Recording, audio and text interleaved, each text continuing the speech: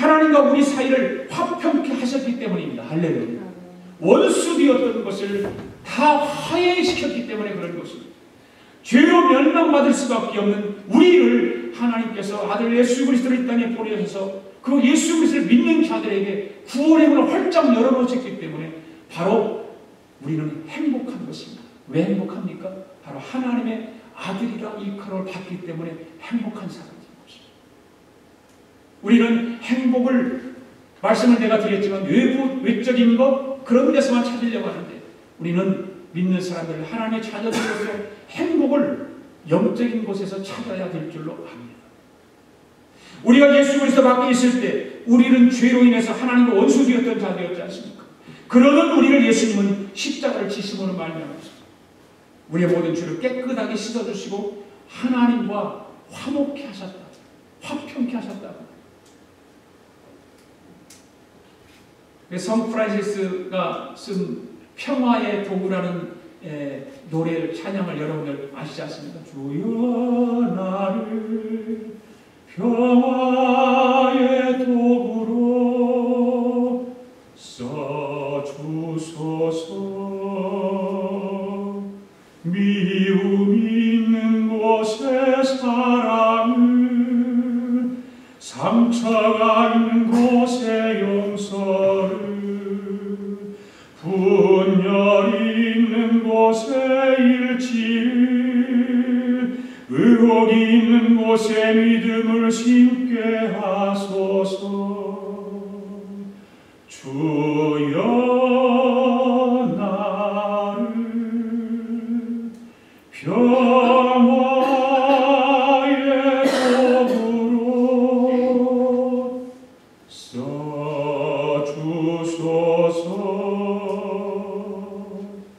이런 찬양입니다. 바로 성 프란시스의 기도문처럼 우리는 평화의 도구로서 화평케 하는 자로서 살아가야 될 줄로 믿습니다. 여러분 예수님의 제자들인 것을 확신하십니까? 아멘. 예. 그렇다면 우리를 행복한 사람임에 틀림없습니다. 네. 그런데 예수님의 당시에 바리새인들을 한번 우리가 생각해 보기를 원합니다. 그들은 하나님을 믿는다고 하면서 화평케 하는 일에는 관심이 없습니다. 그들이 있는 곳에는 미움과 분열이 있었습니다. 그들은 로마인들을 미워했고 사마리아인들을 미워했습니다. 세리와 창기들도 미워했습니다. 그들은 화평케 하는 자, 그들은 어떤 화해를 이루는 그런 무리들이 아니었습니다. 그냥 트러블을 만들고 싸움을 만들고 그런 사람들이었습니다. 그들은 하나님의 아들이라 일컬음을 받지 못했습니다. 도리어 마귀의 자식이라고 책망받았던 사람들입니다. 그러나 예수 그리스도의 제자인 우리들은 예수님의 마음을 품고서 나보다 다른 사람을 낮게 여기는 사람들이 되어야 할 줄로 믿습니다.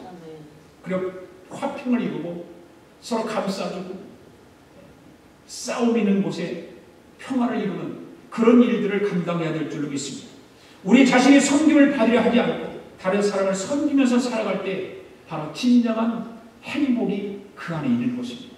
바로 하나님의 아들이라 일컬음을 받은 우리들은 누가 뭐래도 행복한 사람들. 할렐루야. 여러분은 행복하십니까? 아멘. 왜 행복하십니까? 두 번째로 천국이 우리의 것이기 때문에 행복한 것입니다. 10절 말씀 읽습니다. 시작. 의를 위하여 핍박을 받은 자는 복이 있나니 천국이 그들의 것입니다. 바로 천국이 우리의 것이기 때문에 행복합니다. 믿습니까? 아멘. 천국이 여러분의 것입니까? 아멘. 예, 천국이 여러분의 것입니까? 행복한 사람들입니다. 그렇다면 우리 이 땅에서 천국을 마음에 품고 살아가야 됩니다. 늘 우리 마음속에 천국을 품고 살아가야 되는 것입니다. 그렇게 살아갈 때 우리는 육신의 장막을 벗는 날 영화로운 그 하나님의 나라에서 우리 주 예수 그리스도와 더불어서 영생 복락을 누리게 될 줄로 믿습니다. 아멘. 그래도 8장 17절에서 사도 바울은 이렇게 말하고 있습니다. 같이 읽어볼까요? 시작. 자녀이면 또한 후사 곧 하나님의 후사요 그리스도와 함께한 후사다. 그렇게 말하고 있지 않습니까? 바로 예수 그리스도의 제자인 우리는 하나님의 자녀로서 바로 하나님의 후사들입니다.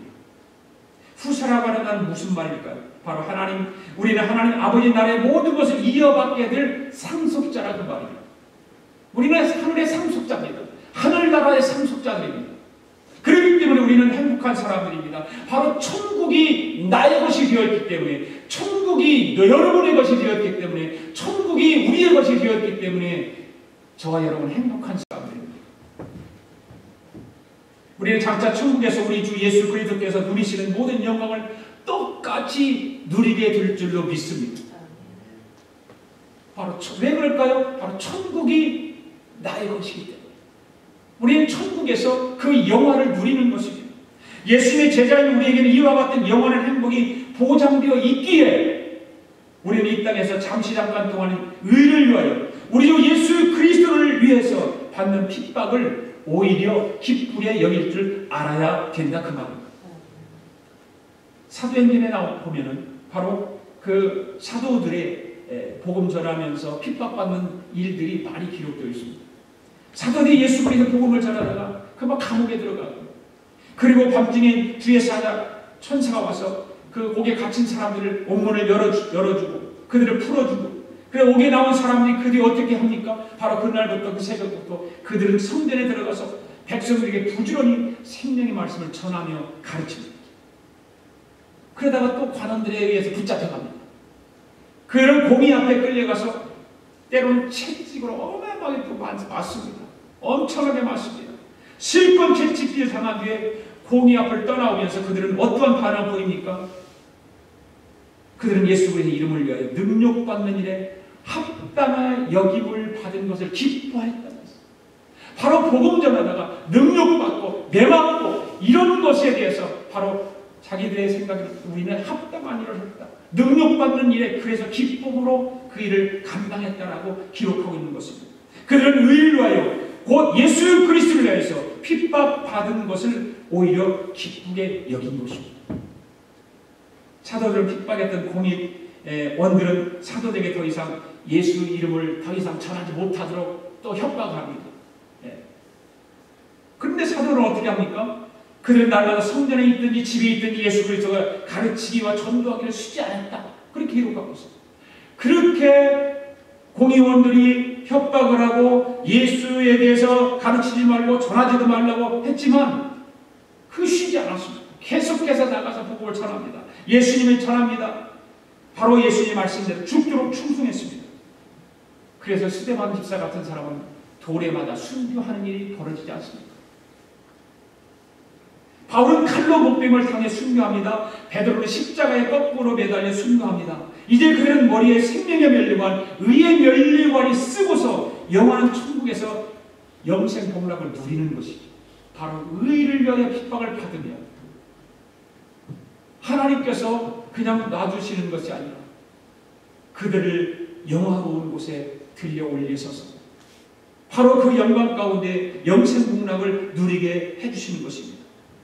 그러나 마귀의 하수인 노릇을 하면서 예수님 십자가에 못 박고 예수님의 제자를 핍박했던 서기관과 바리새인들은 어떻게 되었습니까? 마귀와 그 사자들을 위해서 예비된 영영한 그런 불, 곧 지옥불에 떨어져서 고통을 당해야 하는 그런 불행한 사람들이 되고 말았지 않았습니까? 사랑하는 여러분, 여러분은 의를 위하여 언제라도 기꺼이 핍박을 받을 준비가 되어 있습니까? 의를 위해서라면, 십자가를 위해서라면, 예수님을 위해서라면 어떠한 핍박 당하는 일도 감당할 준비가 되어 있냐 이 말. 그 핍박에 당할 때 여러분 기뻐하며 찬송할 수 있냐 그 말. 바로 의를 위하여 핍박받을 준비가 되어 있는 자들에게 전능하신 하나님 아버지께서는 영화로운 천국으로 들어가는 날 우리의 머리에 의의 면류관을 씌워 주실 줄로 믿습니다. 그 의의 면류관을 다 쓰임받는 저와 여러분이 되기를 원합니다. 영원하고 영원한 하늘나라 천국이 우리의 것이기에 그래서 우리는 행복한 사람. 천국이 우리 것인데 얼마나 행복해요. 안 보이니까, 죽어서 가는 곳이니까. 그러고서 천국을 생각도 안 하고 상상도 안 해보고 살아간다면 행복이 없는 사람이겠죠. 그러나 그 천국을 한번 상상해보고 천국을 내 삶 속에서 한번 그려보고 내 마음속에 그려보고 내 눈앞에 그려본다면 우리는 행복하지 않을 수 없는 사람. 할렐루야. 여러분 행복하십니까? 왜 행복하십니까? 세 번째로 하늘의 우리의 상이 크기 때문에 행복한 사람입니다. 할렐루야. 믿습니까? 여러분 하늘 주님 앞에 섰을 때 하늘나라에 가면 분명히 여러분의 상이 클 줄로 믿습니까? 10절과 11절 말씀이 있습니다. 시작. 나로 말미암아 너희를 욕하고 박해하고 거짓으로 너희를 거슬려 모든 악한 말을 할 때에는 너희에게 복이 있나니 기뻐하고 즐거워하라. 하늘에서 너희의 상이 큼이라. 너희의 전에 있던 선지자들도 이같이 박해하였느니라. 아멘. 우리는 소망 가운데 살기에 아무리 힘들고 어렵다 할지라도 우리는 낙심하지 않고 기쁘고 행복하게 살아갈 수 있습니다. 어떤 분은 이 11절에 복이라는 단어가 또 사용되어 있는 것을 보면서 11절을 독립시켜서 팔복이 아니라 구복이라고 말합니다. 팔복이 아니라 구복. 9가지 복이라고 부르기도 합니다. 그러니까 팔복이 아니라 구복이 있다는 것입니다. 그러나 11절과 12절은 10절과 마찬가지로 그 내용을 보면 핍박에 관한 것이기 때문에 핍박을 받은 자에게 주어지는 약속이기 때문에 바로 예수님께서 10절에 기록된 마지막 8번째 복을 11절과 11절에서 좀 더 자세하게 풀어서 다시 말씀해주고 있는 그런 말씀인 것입니다. 우선 우리 예수님은 11절에 언급됐던 핍박들을 그대로 받으셨습니다. 그렇죠. 나로 말미암아 너희를 욕하고 박해하고 거짓으로 너희를 거슬려 모든 악한 말을 할 때 11절에 있는 말씀 너희에게 복이 나니. 예수님은 다 핍박을 그대로 받으셨어요. 서기관과 바리새인들은 예수님을 욕하고 핍박하고 거짓으로 예수님을 거슬려 온갖 악한 말을 서슴지 않았습니다. 예수님을 십자가에 죽이면서. 그러니 그를 결국 예수님을 십자가에 못 박아 죽게 했습니다. 그러나 우리 예수님은 히브리서 12장 2절 말씀처럼 그 모든 부끄러움을 개의치 않았다고 그랬어요. 서기관과 바리새인이 로마 군병들이 예수님을 위해서 핍박을 가하고 채찍을 가하고 가진 욕을 갖다 부었지만 그 모든 것을 개의치 않았다. 그 부끄러움을 개의치 않았다. 십자가를 참으셨다. 그 이유가 무엇이었을까요? 그 앞에 있는 즐거움을 위하여. 그 앞에 있는 즐거움 때문에 그 모든 것을 참으셨습니다. 사랑하는 여러분, 예수님은 예수님의 제자인 우리들도 이 세상을 살아가는 동안에 똑같은 핍박을 박해를 받을 수 있다는 사실을 말씀하고 있는 것입니다. 똑같이 예수님과 같이 핍박을 받을 수 있습니다. 세상은 예수님을 인하여 우리를 욕하고 핍박하고 거짓으로 우리를 거스려 모든 악한 말을 할 수 있습니다. 그렇지 않습니까? 예수님 때문에, 예수 믿는다고 하는 것 때문에 세상의 사람들은 우리를 향해서 욕하고 핍박하고 거짓으로 우리 모든 사람들을 괴롭히는 것입니다. 그럴 때 우리는 어떤 반응을 보여야 할까? 우리를 핍박하고 욕하는 사람을 미워해야 될까요? 그들과 대응해서 싸워야 할까요? 그렇지 않죠. 우리는 그들과 싸울 필요도 없습니다. 대항해서 욕할 수도 없습니다. 욕할 필요도 없습니다. 그런데 그들에게 그런 반응을 보일 필요도 없습니다. 우리는 낙심하지 않고 핍박 속에서도 오히려 기뻐하고 즐거워해야 될 줄로 믿습니다. 왜 그럴까요? 그 핍박이 우리에게 복을 주기 때문에, 그 핍박으로 인해서 우리의 상이 크기 때문에, 그래서 우리는 행복한 사람. 하늘에서 우리의 상이 크기 때문에 우리는 행복한 사람들입니다. 할렐루야. 예수님은 오늘 본문에서 우리에게 말씀하시죠. 핍박은 너에게 복인 것이다. 핍박은 너에게 복이다. 그러니까 기뻐하고 즐거워하라. 그렇게 말씀하고 있어요. 이런 역설적인 말씀이 어디 있습니까? 누가 이런 말씀을 합니까? 너희가 핍박받는 것이 복이다. 그것이 바로 너는 핍박받는 것으로 인해서 복이니까 그것을 기뻐하고 즐거워하라. 이렇게 말하는 사람이 어디가 있습니까? 이 세상의 4대 성인들이 그런 말을 한 적이 있습니까? 오직 예수 그리스도 말이 바로 이런 말씀을 하고 있는 거예요. 왜 예수님이 이 말씀을 하셨을까? 바로 두 가지 이유가 있습니다. 바로 하늘에서 상이 크기 때문에 그렇습니다. 바로 하늘에서 상이 크기 때문에 그것이 너희의 복인데, 그 핍박받는 것이 복인데 그 핍박받는 것을 기뻐하고 즐거워하는 것입니다. 예수님을 위하여 핍박을 받은 우리의 받을 상이 있기 때문이라는 것입니다. 이 상은 이 땅에서 받는 상이 아니라 바로 하늘에서 받는 상이라고 말씀하고 있는 것입니다. 따라서 영원한 상인 것입니다. 아울러서